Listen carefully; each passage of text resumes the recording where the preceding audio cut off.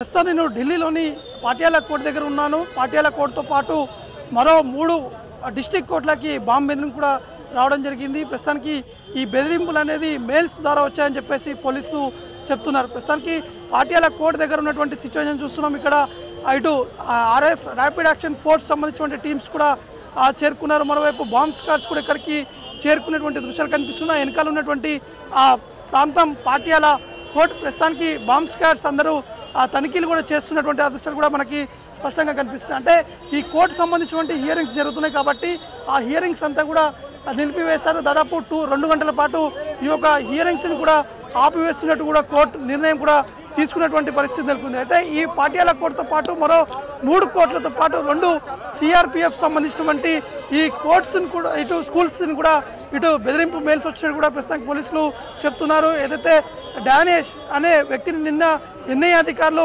అదుపులో కూడా తీసుకోవడం జరిగింది. డానేష్ని ప్రస్తుతానికి విచారణ కూడా చేపడుతున్నారు.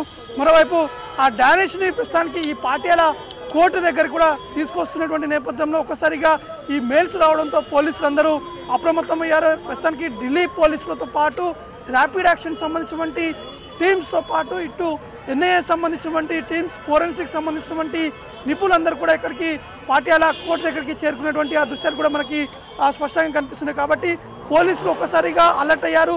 వచ్చినటువంటి మెయిల్స్ ఎక్కడి నుంచి వచ్చింది, ఎవరి పేరు మీద వచ్చిందనే కోణంలో కూడా ప్రస్తుతానికి పోలీసులు కూడా దర్యాప్తు కూడా చెప్పడం జరుగుతుంది.